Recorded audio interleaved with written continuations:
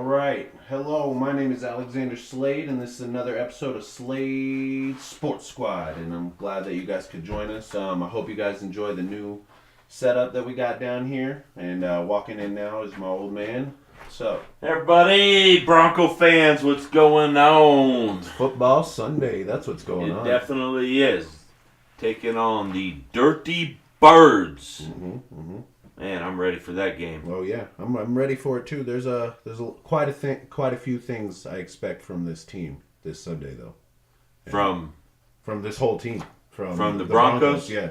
Let's talk about that first before we get into this Falcons game.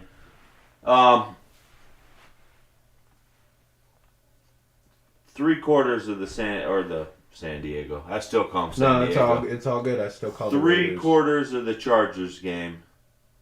We looked like dog crap. Yep. You know, in the fourth quarter, we came out and we really played some team football. I mean, everything was clicking, everything was working. What are your thoughts? I mean, so my number one thought, seeing that in the fourth quarter, like you said, the first three quarters, horrendous. We're some of the worst offense I've ever seen. And I know I'm young, 26 years old. I haven't seen a lot of great offense here in Denver, minus Peyton Manning. So I'm a little spoiled. But at the end of the day, what I saw out there, I've seen better in high school football games. So what I need to see from them is they need to mimic what they did in the fourth quarter. Right. They got to find out what they did right, what they were doing right, and continue to mimic that for all four quarters. Right, that's what I was wondering. I mean, was that really the Denver Broncos turning the corner, especially that offense? Because the defense, in my opinion, the defense has been good this year. Yeah, the defense has kept us in ball games. Unfortunately, all year long. sometimes they get worn out because they're on the field so much because the offense, a lot of 3 and outs, things like that. But the offense, there's been no consistency all year long. Right. I mean, so well, and that's one of my keys for today in the Atlanta game is that I need to see consistency, whether it's really good or it's really bad. I just need to see Drew Lock do something consistently for four quarters. Right. No, and not only Drew Lock, Pat up in the booth has got to be consistent too. There's no way that we get away with another 3 quarters of dog crap football. And then, I agree. I think that Shermer needs to really set the game plan around what worked in that fourth quarter. Right, exactly what I was saying. Just mimic what you were, because what I think the key factor of them being so successful was keeping the defense off balance, which was the only way they were doing that was upping the tempo, right? Running no huddle, or even if they were huddling, it was for very short amount of time. It wasn't enough to substitute, wasn't enough to maybe get in some of the more advanced defensive play calling on that side of the ball. So I think that if you can, because I know Drew Lock was used to it in Missouri, running that high tempo offense, because that's what college football is anyway. Right. So especially in the SEC, everything's going to be fast. So coming from Drew Lock's standpoint, I could see why he would like that a little bit more and why it would work for him, So, no, I understand. I mean, they need to get into that tempo. The offensive line, and the problem is, the funny thing is, it's not a problem. The funny thing is, last year, our problems were the tackles. And now it's Garrett Bowles. That dude is lights out this year. Well, I don't know. Dude, he's ranked as the second best offensive lineman in the NFL. Okay, I'll give him that. But I'm saying lights out would have been... He wouldn't have got those holding calls. He's had one holding call all year. No. Yeah. One holding call all year. Look it up, bro. I don't even know if he's given up a sack. He probably hasn't given up a sack, but I know he's got more than one holding call. No. Yes. So if anybody knows out there, hit us up. Alex can check the Facebook page, see if there's any messages or comments. Yeah, I'll be checking that here in a few minutes. But to my understanding, he only has one holding call all year. Okay. Well, so let's agree to disagree on that, but he's playing well. I'll give you that. He's playing very well. Right. So then at the beginning of the year, our problem was right tackle, Elijah Wilkinson. Mm-hmm. And then a blessing happened. Yeah. The dude got hurt. Right. Well, and you hate to say that, but it was really... Yeah, you really do hate to say that. You don't want to see somebody get hurt. Right. But the guy, wasn't doing us any favors. He wasn't. And I don't know why Dotson wasn't in there starting over him anyway. Right. You can tell now by the play he's better than Elijah Wilkinson. Mm-hmm. I think they were just trying to give the dude who's been here the most time. Dude, this is the NFL. Shot. You don't do it like that, man. Yeah. Well, either that or maybe, maybe Munchak, Dotson, yeah. Maybe Munchak saw something in Elijah Wilkinson's that he thought maybe suited better on this offense. I don't know. I don't know either. Well, I guess we never will. So because we're not in those coaching meetings and stuff. Oh, man, I wish I was. But it seems like our problem is really the interior of the offensive line. Mm-hmm. That's where most of the pressure comes from, is from up the middle. Right. Well, and your boy Reisner hasn't really held up. He's struggled a little bit this year. He's mm-hmm. like in the sophomore slump, mm-hmm. And I think it also does not help that he has a rookie center right next to him. Right. I think Cush is going to be really good, mm-hmm. but he's a rookie. Right. He's got to learn. He's still learning. Yeah. And then Glasgow got hurt, and I can't remember who they put in there last week. Mm-hmm. And I'm not sure, was Glasgow hurt or was he on COVID protocol? I can't remember. I want to say it was COVID. Yeah, so he may be back this week, and maybe hopefully we can solidify that offensive line. But the Broncos, in my opinion, they have a problem this year. What's that? We need to sign Garrett Bowles. Yeah. Well, another person that we need to sign, but nobody wants to talk about it, is Philip Lindsay. The dude's been outstanding. Oh, yeah. Philip Lindsay needs to get paid. And Elway needs to be working on a deal right now. But good thing is he's going to be a restricted free agent. Yeah. So we can match any offer that he gets. Right. So...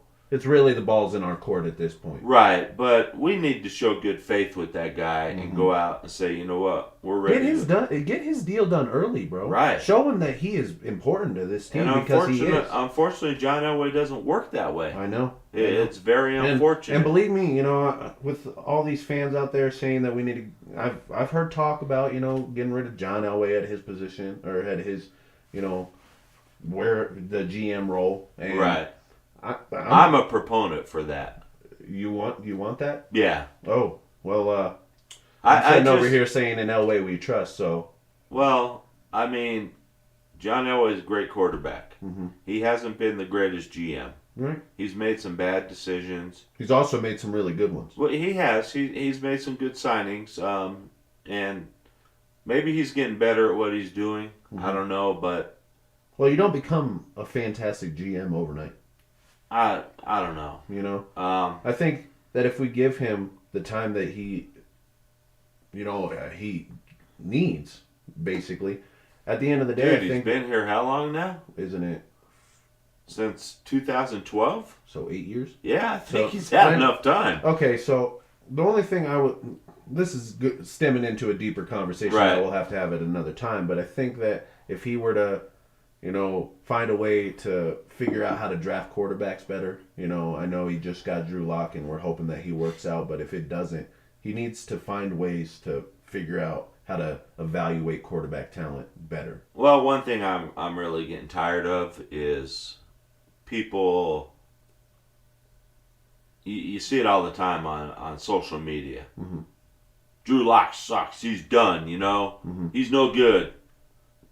Go sign this guy. Get this guy. It's like, come on, guys. We can't keep playing this carousel with quarterbacks. Right. Well, with any position, you need to find a group of guys that you think can win you football games and get after it. Right. It's not going to happen overnight. It's never going to be an overnight thing, Oh, no, unless you're someone like Tampa Bay who just went out and signed one of the greatest quarterbacks to ever play the game, in Tom Brady. And stuff like that, unless you're looking, we've talked about the win now personality, and that's what we thought John was aiming for when he brought Peyton And that's certainly what he was aiming for. 2 Super Bowls, 1 title. It happens like that. But there's ways to go about building teams other than just buying the best people out there. Right. And, that's what we're doing. I know that this is a really loose term in the NFL, but we are in a rebuilding stage. I don't care what anybody No, we says. are. We are. If you think that this team is a championship contender, then you are on something that No, I it's want not. to know. We're still missing some key components, but I think we're getting the talent on here we need. Right. I don't know. Maybe John Elway does deserve a little more time. I'm not sure.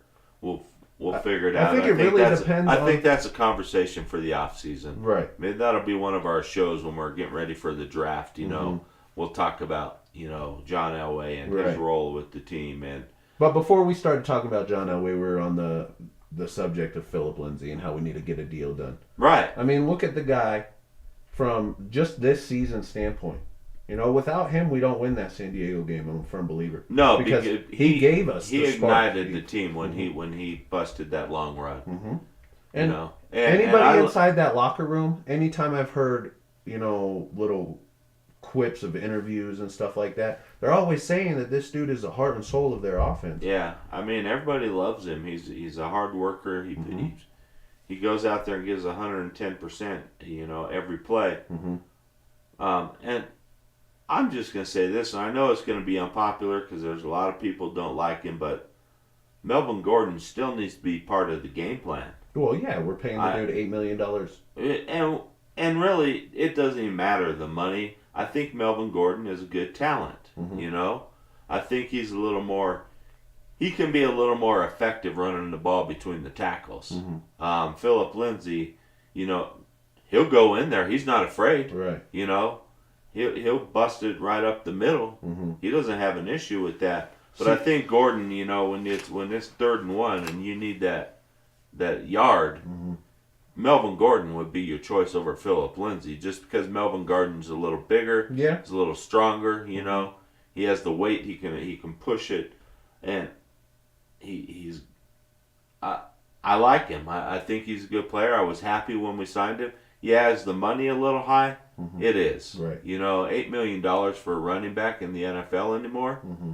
I mean, this isn't like the old days when running backs were getting the huge contracts. Right. That's not how the game is played anymore. Right. This is a passing league. Right. So it's sort of weird to see a running back get that kind of money. And see, for me, I'm kind of on the opposite end of the spectrum. I think Melvin Gordon is better, a passing down back. He's better out of the backfield catching the ball than Philip Lindsay is, I believe. And then I think he's a better pass blocker. I think so. And we've seen Philip Lindsay run between the tackles, like you said. He's not afraid to go there. Right. And even that, I believe when it was a couple weeks ago, he had a run that started right through the A gap or the B gap, and ended up going outside.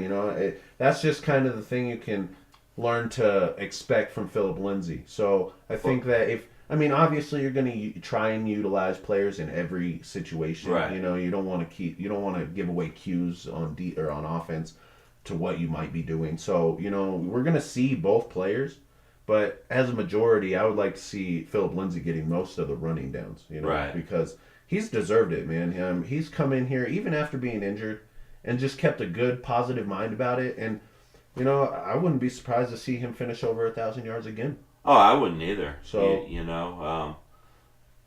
and him being so small sometimes is an advantage when he runs in the middle, because those small holes that these bigger backs can't fit through, he can fit through them. And his vision, I don't know what that dude. He's got to have what is it, ESP or something like that, because he's seeing holes before they even are there. Yeah. I'm just amazed that sometimes when they break down the play of a Philip Lindsay run, I'm like, man, this dude has got it. Yeah, he's special, and I hope the Broncos sign him, mm-hmm. because otherwise he's going to go somewhere else and be a superstar. And I know everybody talks about his story about how he's a hometown kid, but it's just so great, How often do you run into that in the NFL? Right. It's a great story. Right. Mm-hmm.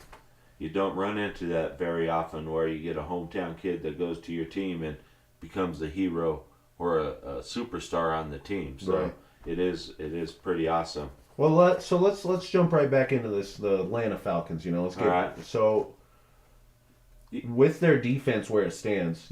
Statistically, they're one of the worst in the leagues. Right. Defense. Right. So with this young team, including Drew Lock, Philip Lindsay, Jerry Jeudy, all those named players, some of them being drafted this year and being rookies. What would you expect from this offense coming out? From snap number one, are we going pedal to the metal, or we're gonna start slow? I think what we should do is first thing I would do is I would try to hit Judy on some crossing routes. Mm-hmm. Get the guy the ball. He's not a huge deep threat. He's more of a guy that's going to run your slant, catch the ball, and break it. Mm-hmm. He can go deep, but that's not his strength. Right. His strength is, running those crossing patterns. Getting the separation. Right. Getting the ball. Because and he's then he has room runner. to work. Yeah. Right. He is a great route runner. I mean, amazing, and he's fast. Right. And you got other guys that you can use as your deep threats. KJ Hamler, that dude is fast. Fast. Another small guy, smaller-ish guy. But you still got, knows how to locate the football. Yeah, you got Tim Patrick. Who's been playing his ass off and this year. I was happy to see this last week was Hamilton. Mm-hmm. I'd been down on Hamilton. I was ready to just call it quits on him, but he was a key component in that comeback. Right. Mm-hmm. I would like to see some more production out of Noah Fant. Yeah. Well, he was missing last week, so. I thought he was in. No. Oh, okay. I'm sorry. Yeah, he was missing last week. You're right. He was. And our tight ends played, fairly decent. But I would like to see a little more production out of the tight end group. Mm-hmm. I'm not going to try and pronounce his name, but I think Albert O. Yeah. Played his. Oh, he played a really good game. Mm-hmm. He was good. He was effective in the red zone. And that's what we need. And when we get in the red zone, we need to punch the ball in. Mm-hmm. Well, and there comes that word consistency again. We have to consistently score in the red zone. Right. Because that's what championship teams do. Field goals are not going to cut it. No. We have one of the greatest field goal kickers. Right. And he can get you out of a pinch. Right. 3 points is 3 points, and 6 points is 6 points. Right. It's not like we're playing the Patriots again and we can just kick field goals and beat them. Right. Well, with the way that offense was, if we would have been look what we did against the Chiefs. We kicked field goals in that game. Right. And we got our asses handed to us. Right.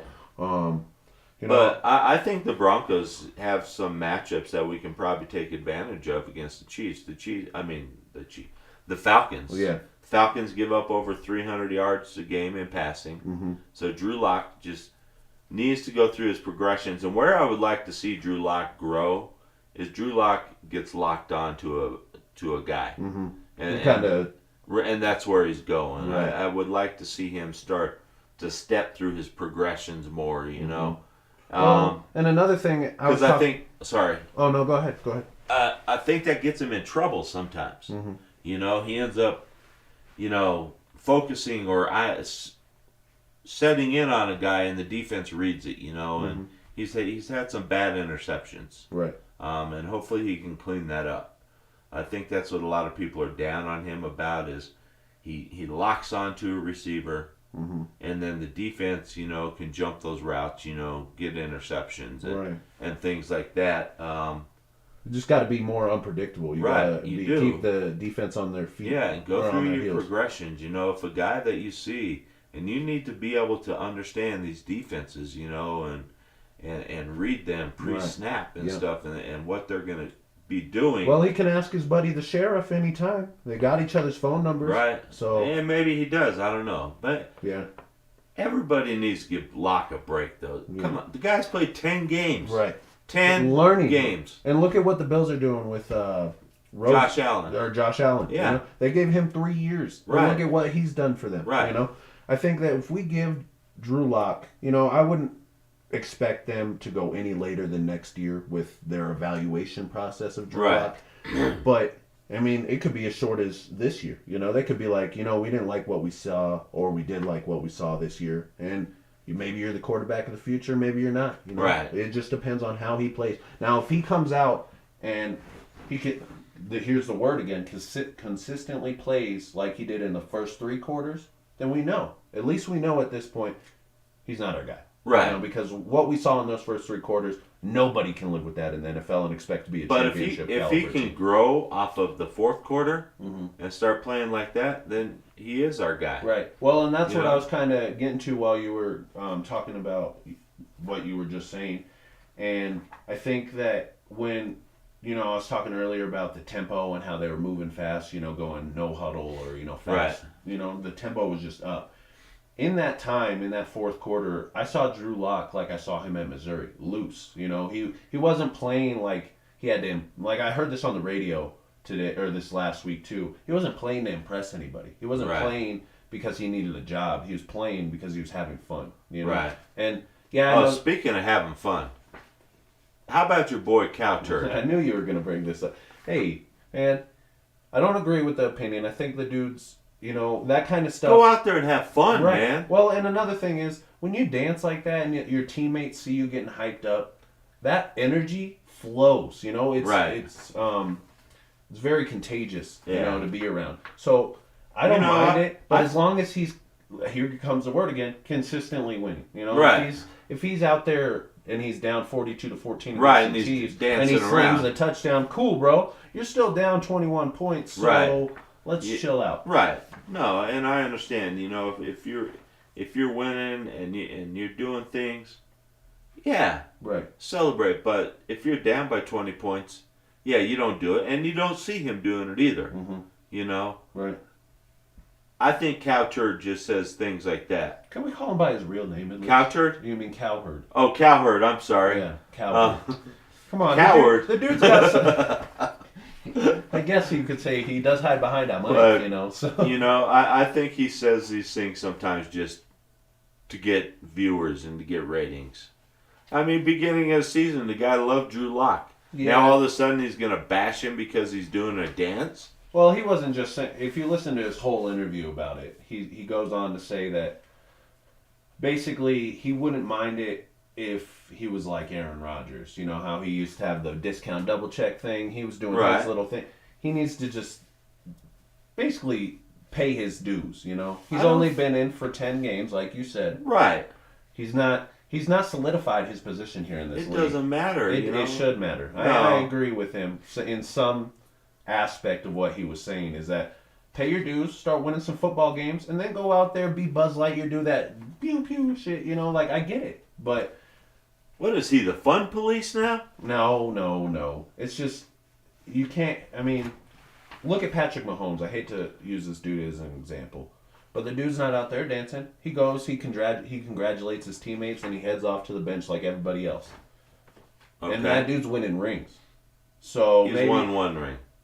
he's gonna win a few in his. He probably in his will, lifetime. but- So, but just the point of the matter is, I think that he has a point. Cowherd has a point when he says that he kind of needs to start winning some games before he starts doing all that stuff. Okay. So I like it.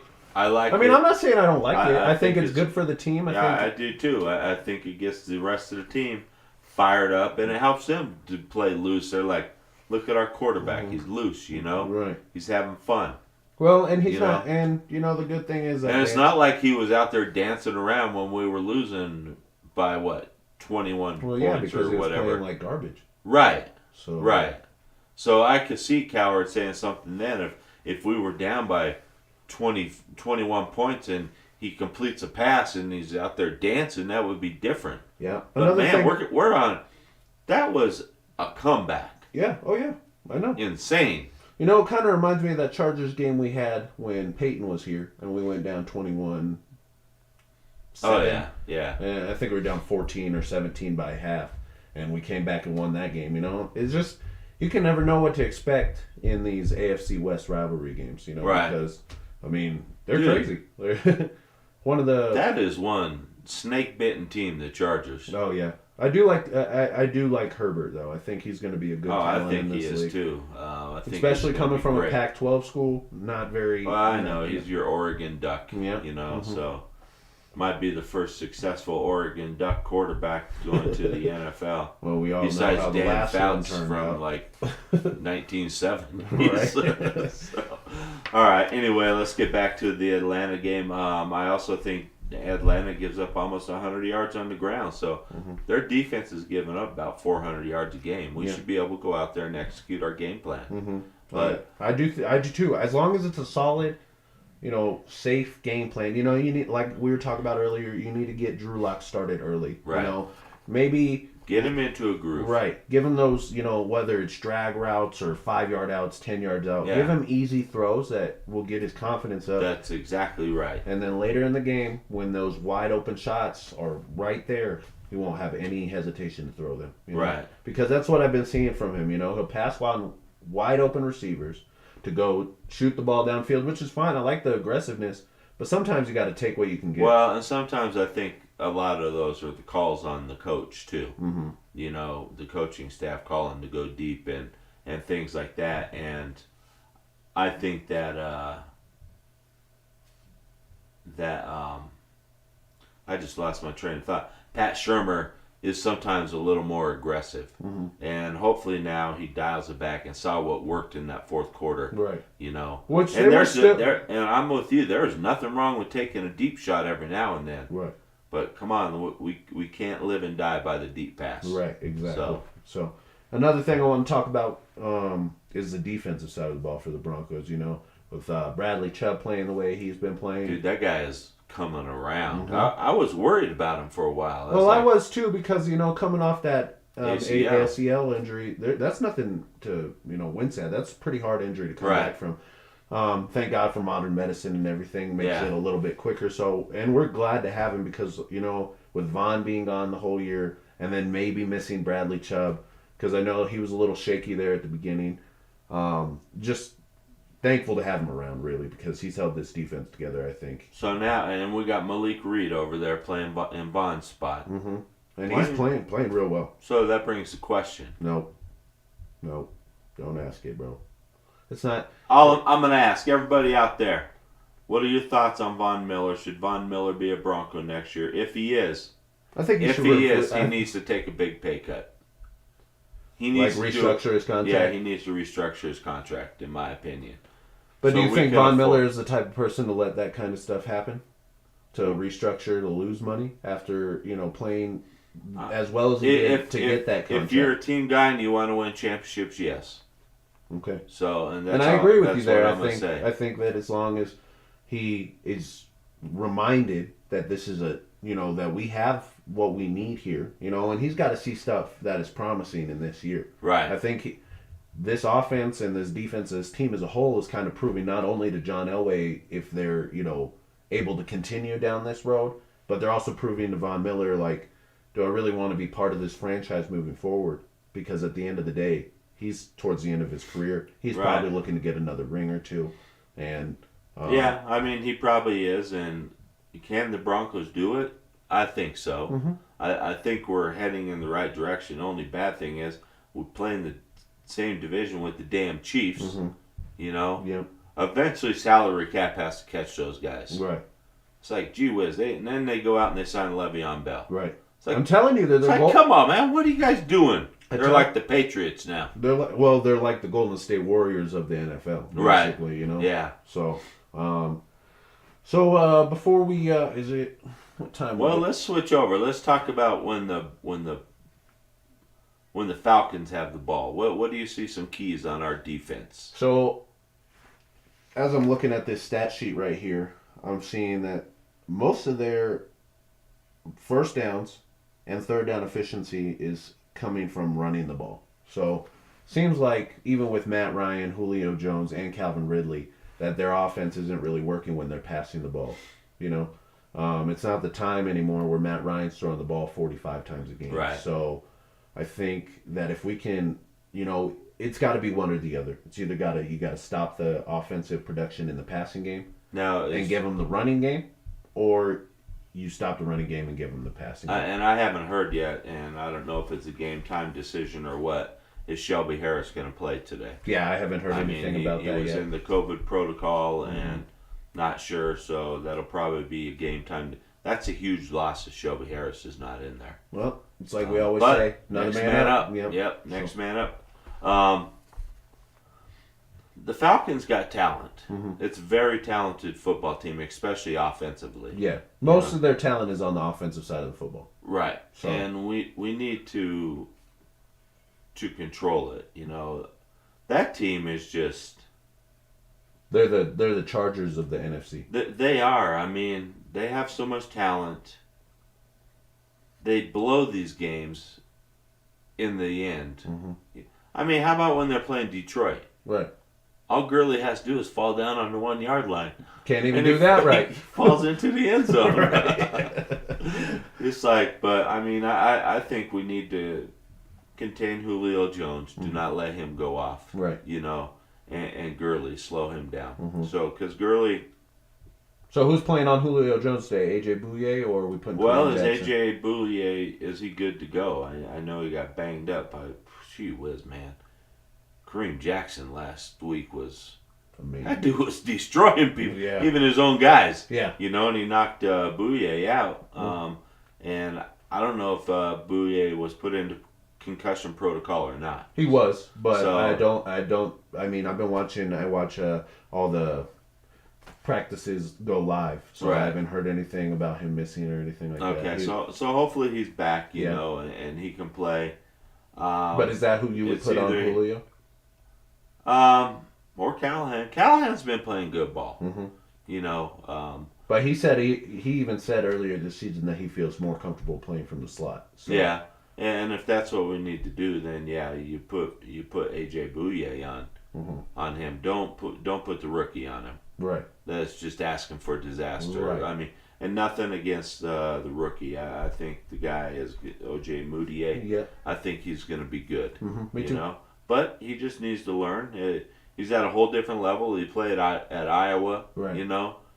And you go up, now you're in the NFL, and you're playing a whole different level of talent. Right. But athleticism is at an all-time high for him.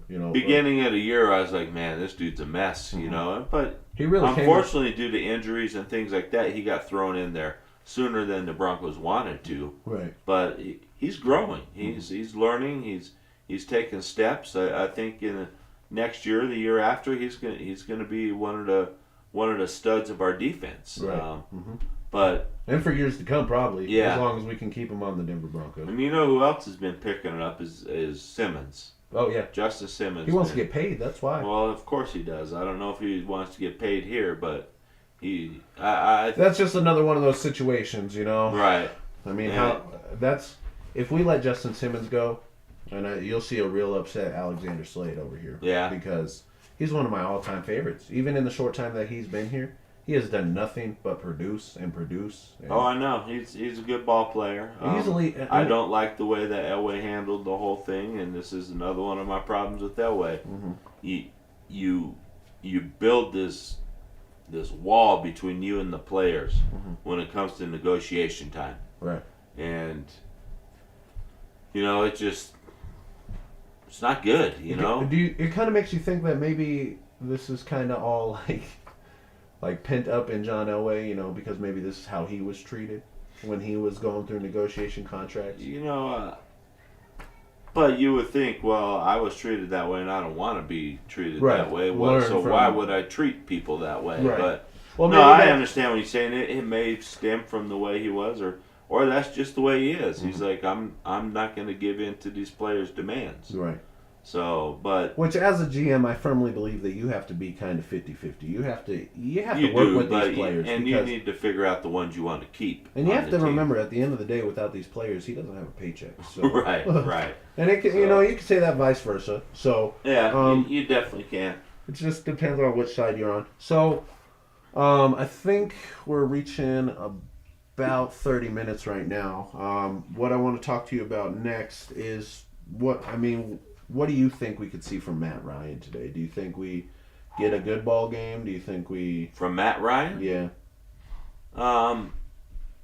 I think Matt Ryan's going to have a decent game.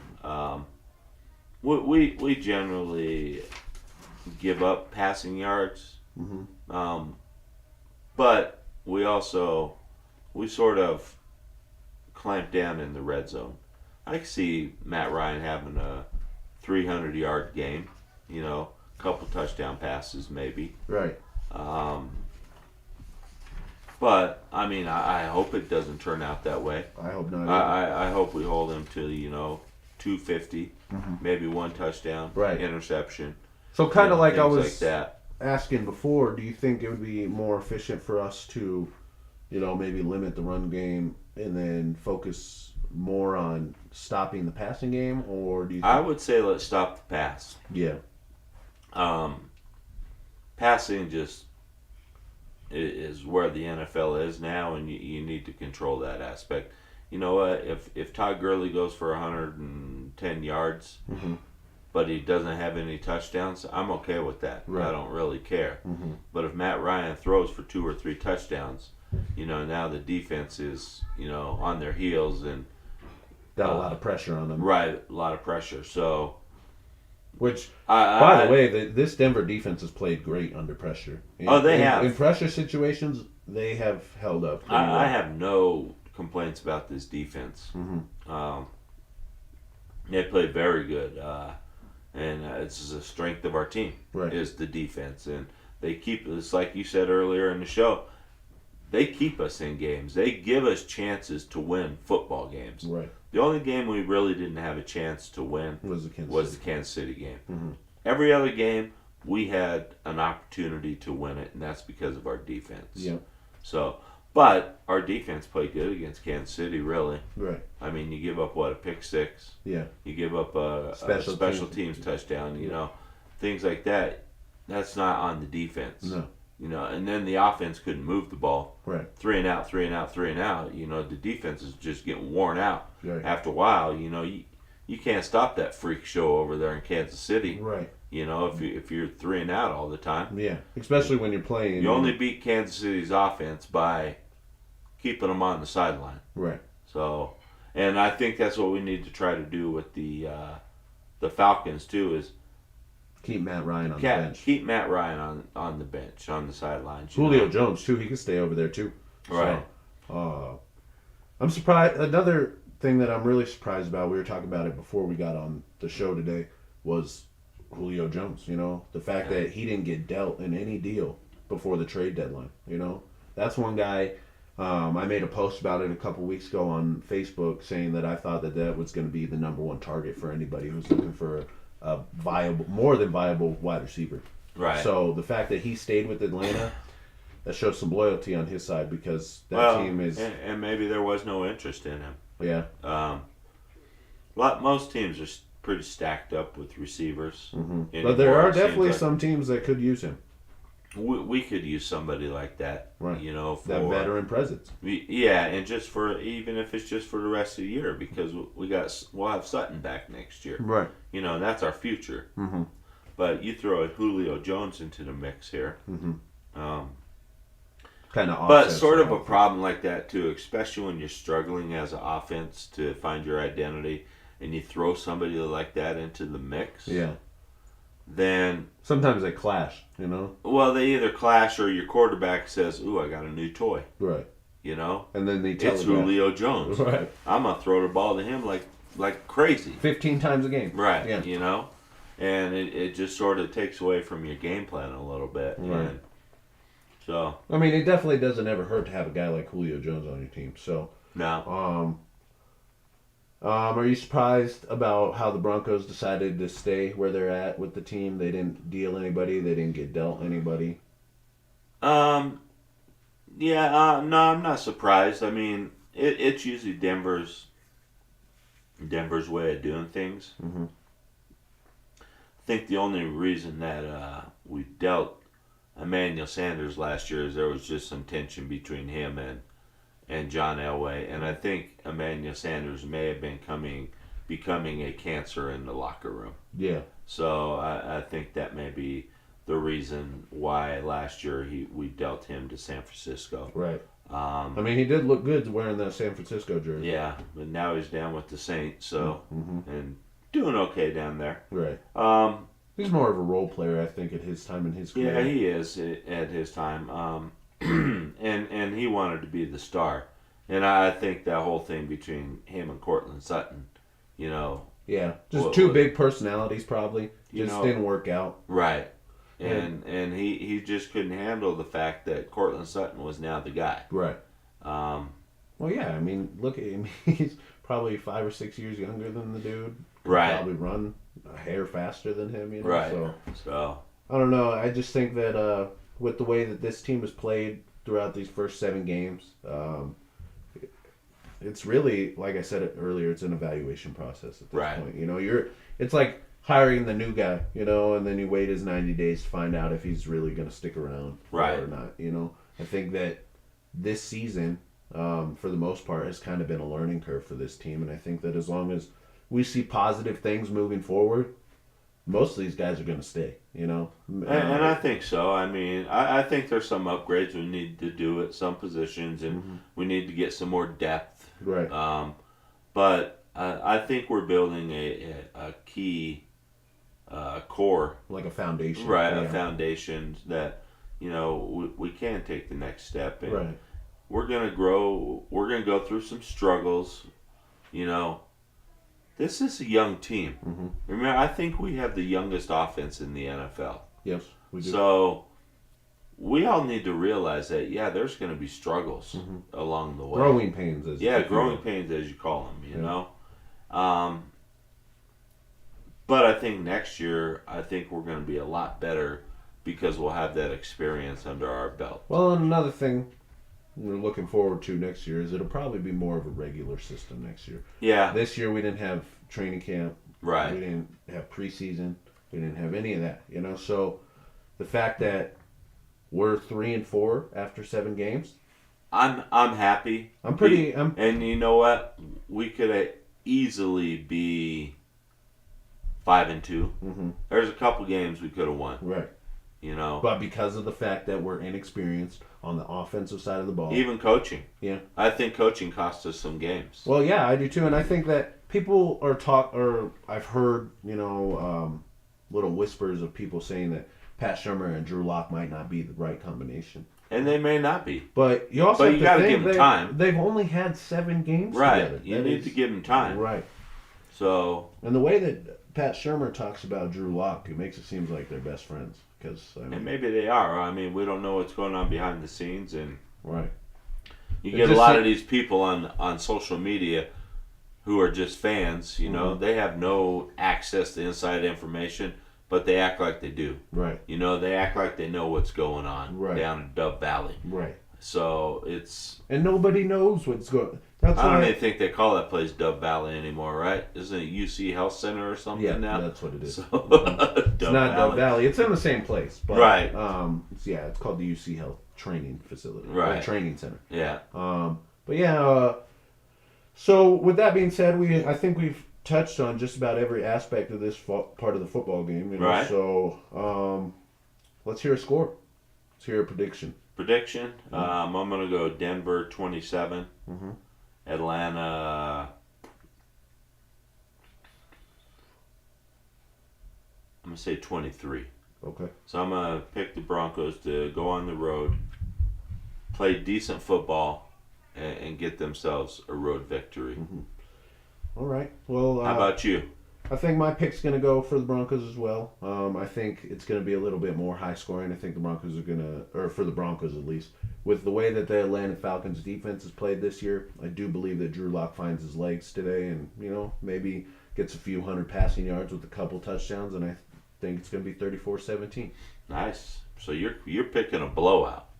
I wouldn't say a blowout. You double somebody up 34-17. Yeah, that's but sometimes the scoreboard doesn't really hold any justice. Okay. Any defensive scores?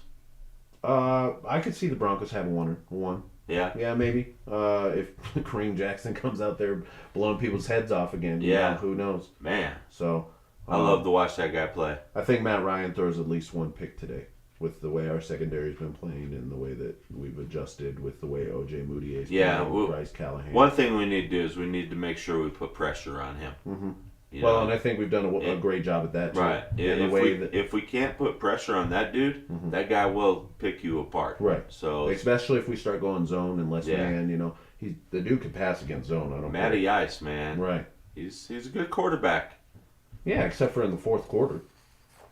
Well, that whole team collapsed in the fourth quarter, not just him. So all right, everyone. Hope you enjoyed the game. I may come to you with a little halftime show. I don't know what your plans are. You heading out? You gonna watch the game here for a while? Yeah, I got to go run some errands. Got to get some food. So. All right. So I might come down to a quick little halftime show, and then I may see if I can get a hold of Phil Harper. See if he wants to maybe come over to a post game show. Okay. So, but check us out. If we go live, you'll get your notifications. Make sure you sign up. Slade Sports Squad on Facebook. Mm-hmm. And then you can also follow our individual profiles. His is David Slade. Mine is Alexander Joshua Slade. Yep. Follow us. Shoot us your questions, things you want us to talk about. Right. Anything like that. Another thing we wanted to kind of preview for you guys a little bit here today. We do have something in the works. Old man here has been working with the Mad Fanatic on Facebook. And he's agreed to let us use some of his music, so you'll be hearing that here in the next coming weeks. Yeah, next week I should have it set up. Just ran out of time this week, but I'll have a sort of like a hype video with featuring Mad Fanatic music in it. So the guy's been generous enough to let us use his music. We appreciate it. And go check out his page on Facebook as well, because if check out the Mad Fanatic.